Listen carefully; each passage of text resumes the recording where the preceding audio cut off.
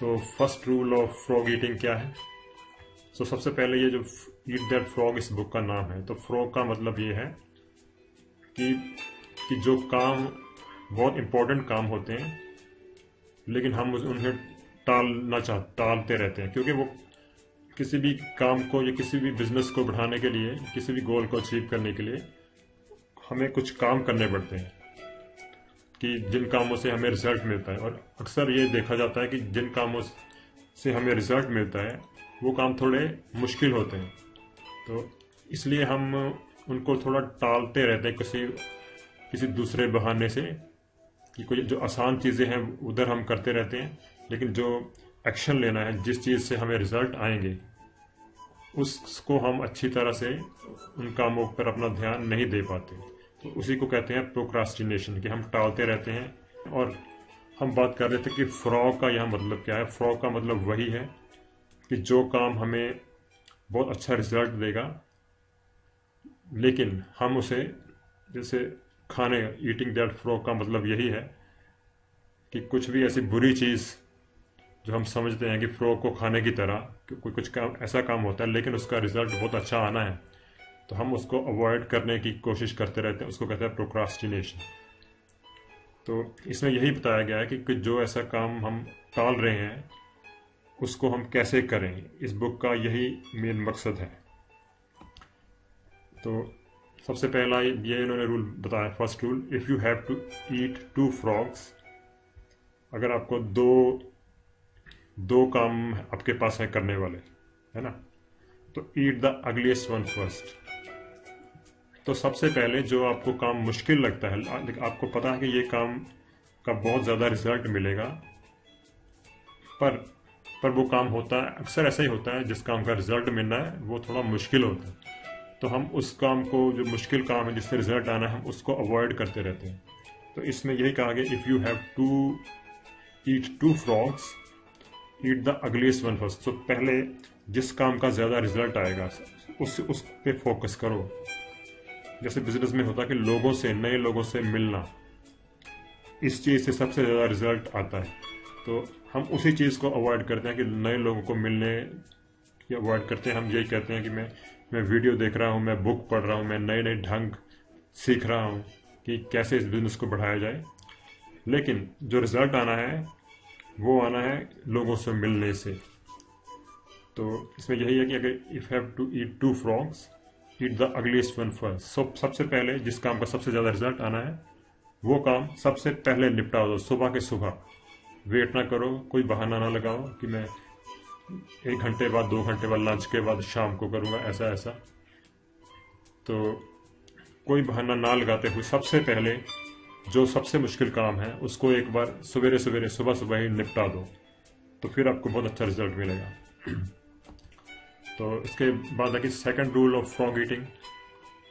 तो प्रोक्रास्टिनेशन को रोकने का सेकंड रूल क्या है? If you have to eat a live frog at all, it doesn't pay to sit and look at it for very long time.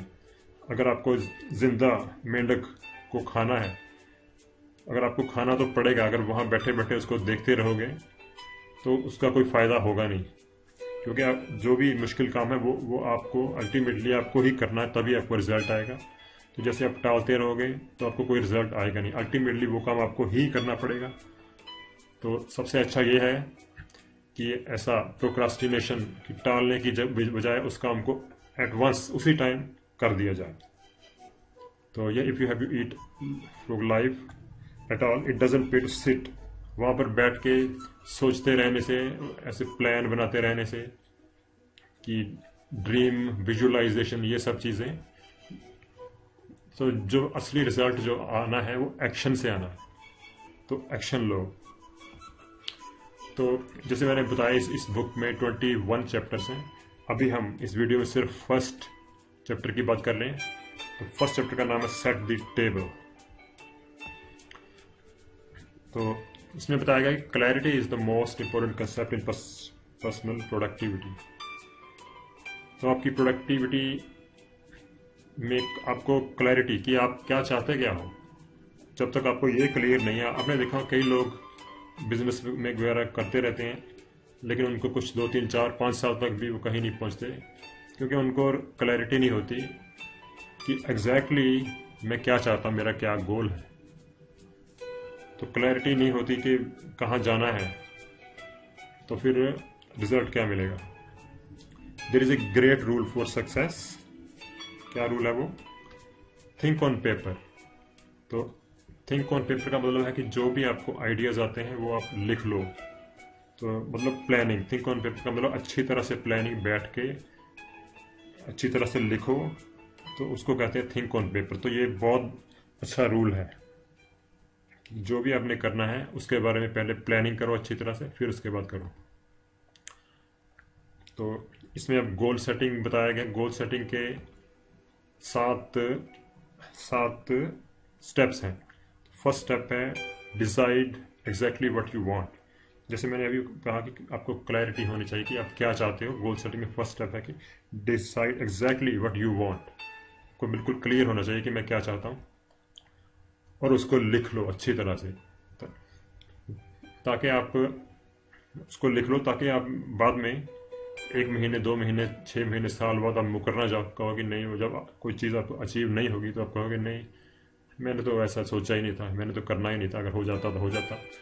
तो इसी का मतलब है, गोल लिखने का मतलब यही है कि आपको अपने आप से भी झूठ ना बोल सको, दूसरों से भी झूठ ना बोल सको, और आपको आपकी अकाउंटेबिलिटी रहे। तो इसलिए लिखना बहुत ज़रूरी होता है। सेट ए डेडलाइन, और जो भी आपने गोल डिसाइड किया उसकी डेडलाइन कि इतनी टाइम तक, इस डेट तक ये काम मैंने करना है, वो भी लिख लो। तो उसी से आपको अकाउंटेबिलिटी मिलेगी और आपको काम करने के लिए आपको मोटिवेशन मिलेगा। नंबर 4 है make a list of all the steps. तो जो भी आपने गोल अचीव करना है वो उसके बहुत सारे स्टेप्स होते हैं। तो उस अलग अलग स्टेप्स, उस काम के बारे में, उस गोल के बारे में अच्छी तरह सोच के उसके सब स्टेप्स की लिस्ट आप एक पेपर पे अच्छी तरह से आराम से बैठकर प्लान करके वो लिखो, पूरी लिस्ट, क्योंकि ये स्टेप है इसमें। और नंबर 5 है organise the list into a plan. तो जो स्टेप्स हैं उसकी आपने एक बारी रफ लिस्ट बनाई, उसके बाद अपना सॉलिड प्लान बनाओ कि इतने टाइम तक ये होना है, ये जो सब हेडिंग ऐसे ऐसे अलग तरह से, वो सब प्लान अच्छी तरह से बनाओ उसके बाद, और उसे लिखो। और उसके बाद है take action on your plan immediately. तो ये सबसे इम्पोर्टेंट चीज़ है। जैसे मैंने पहले कहा कि एक्शन सबसे ज़्यादा इम्पोर्टेंट होता है। प्लान वगैरह करना बहुत इम्पोर्टेंट है, लेकिन प्लान का मकसद ही यही है कि हमने एक्शन करना है। प्लान के बाद इम्प्लीमेंटेशन करनी है, हमने कुछ बहाना नहीं लगाना। तो नंबर 6 यही है, take action on plan immediately, अभी। और लास्ट स्टेप यह है कि resolve to do something every single day. जैसे मैंने वही कहा ना कि आप अभी एक्शन लो। तो ये आपका प्लान होना चाहिए कि मैं हर रोज़ मेरा कुछ अचीव करना है, और जो मेरे काम को मुझे अपने गोल के थोड़ा और नज़दीक ला सके। कुछ हर रोज़ आप कुछ ऐसा कुछ करो ताकि रात को सोते टाइम जब आप जाओ तो आपको पता हो कि आपने कुछ पूरे दिन में कुछ अचीव किया है, कि जिससे अब आप अपने गोल के कुछ थोड़ा नज़दीक आ चुके हैं। कि अगर हर रात को आपको ये सेटिस्फेक्शन है कि आज आपने दिन में कुछ अच्छा प्रोडक्टिविटी वाला काम किया है, कि अब आप अपने गोल के थोड़ा नज़दीक पहुंच चुके हैं, तब आपको सक्सेस मिलेगी। तो नंबर 7 स्टेप ये बहुत ज़रूरी है कि हर एक दिन कुछ करना है, और सॉलिड इम्प्लीमेंटेशन करनी है, ताकि रात को आपको पूरा आप जब एनालाइज करें कि हाँ, आपको लगे कि हाँ मैंने कुछ अचीव किया है और मैं अपने गोल के थोड़ा करीब पहुंच गया हूँ। तो जैसे ये मैंने बताया, ये 7 स्टेप्स हैं।